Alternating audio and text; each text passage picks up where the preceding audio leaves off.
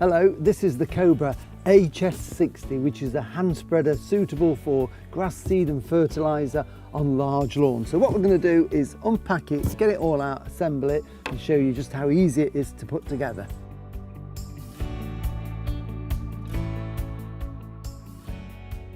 So this is it when it's unpacked. You can see it's partly put together. This is the big hopper. Just a little warning, when you are taking it out of the cardboard box, if you're using a knife to cut the sellotape, be careful because it's packed with this close to the top. So just make sure that you don't damage this. Comes with everything that you need to put it together, including a manual with the instructions of how to assemble it. All the nuts and bolts and everything that you need is there, including two little spanners which are 10, 13 and 14 millimetre. They will do it, but if you've got your own bigger spanners or sockets, that might make it just a little bit easier. When you're assembling the stand, make sure you use the right bolts. There are 6 bolts that length and 2 which are just 5 millimetres longer. We want the shorter bolts. We're saving the longer ones for when we do the actual handlebar itself. So shorter bolts for the stand. So the first thing we're going to do is to assemble what will be the back stand, which will hold it in an upright position. So what we're going to do now is fix that onto there, and then we can put the handlebar assembly together. So this is the stand. It's got curved ends to it there. So what happens is this curved bit goes behind this main frame there and lines up with that hole at the bottom, as you can see, like that, and the curve just sits around the tubular steel frame. It's a bit easier to do this if you've got somebody just to hold it while you get the bolts through. So I'm just going to ask Gareth if he can just hold that in place. And then what you need for this is one of the long bolts, a washer and one of the lock nuts there. So these have got a square end that locks in from the back. So that's going to push up through there and just twist it so the square goes in. Then we can pop on that washer and then we can just put the nut on.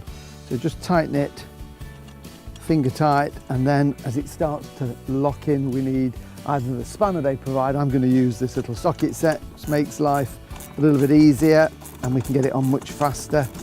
So we're just going to tweak that one down and then we just repeat this procedure on the other side and then it'll all be fixed into place. So now we can stand it up like that on the stand. That keeps it nice and upright. Next we're going to put these two S-shaped handles on there, this tubular steel. They're both identical. Doesn't matter which way you put these on. And what we're going to do is put them on, one on this leg and one on this leg, so that they go together to form a tube there which we can put the handlebar in. So again, what we're going to do to attach these is we're going to use the shorter of the bolts. So we've got 4 left and we can just put a bolt through there like that, our curved washer and then our nut, and then tighten them up. And then once we've got this one on, we do exactly the same at the other side.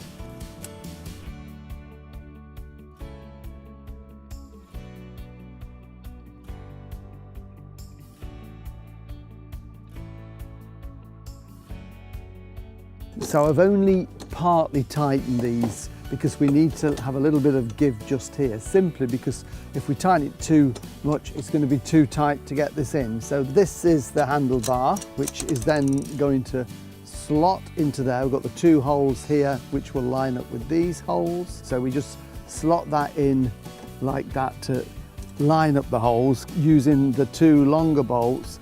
It is a little bit fiddly, and if you do find it a bit tight, then I suggest you just slacken off a little bit more.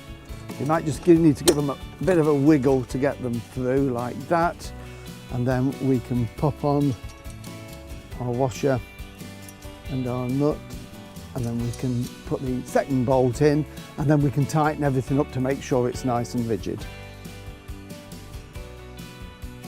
Everything is tight, so the handlebar is nice and sturdy now. And the final thing to do is to put this link bar in from the adjuster there. So this is how we will adjust the rate of flow. It opens and closes the aperture at the bottom of the hopper. So it essentially goes onto there with a little nut and bolt, onto this little brass fitting there, and then onto this hole here. Now, you think that doesn't work. Well, this is adjustable. We're going to tighten that later. But if you also adjust this down to the lowest hole there, it moves this back. So by doing that, you can then get it on to fit. So what I'm going to do is put this top one on first. So what we do is we get one of the small little bolts that we've got here. This is going on the right hand side of it, so it's the bolt going through, and then the washer which goes between the lever and this bracket. That then goes through the hole, and then a little bit fiddly this because it's just a little 10mm nut, but you can just put that on there. So I'm just doing that finger tight for now so that we can then do exactly the same at the hopper end. Bolt goes through first, again to the right hand side, then the little rubber washer through the hole, and then we can pop on this little nut. Again, a little bit fiddly, but just get it in there, finger tight. And once we've got them in place, then we can get the spanner and we can tighten those up. With both ends of the linkage, I've tightened it up, but we need there to be some movement. So once you've tightened it, just take a little bit of the tension off so that we've got that little bit of movement in there so that we can then move this link like that. So that's important that you do that. So just that one turn just gives us that little bit of movement there. And then the final thing is this then, now we've got the tension there, we just need to tighten this up as well so that that doesn't move around on the handlebar. So there it is now, all assembled, very easy to push, manoeuvrable like that, and of course the handle here alters the aperture in the hopper. So if we just take this rain cover off, this is great if you're doing this on, it's a little bit damp and showery, stops your fertiliser or grass seed getting damp, and inside there's a grill there that stops any large things going down and clogging up. And if we look in here, this is the aperture there. When we have it on 0, we've got the smallest aperture. If we take it down to number 4, that's the largest. So you have to regulate that to the seed or the fertiliser that you're using. So that's it, assembled and ready to go and work on your lawn.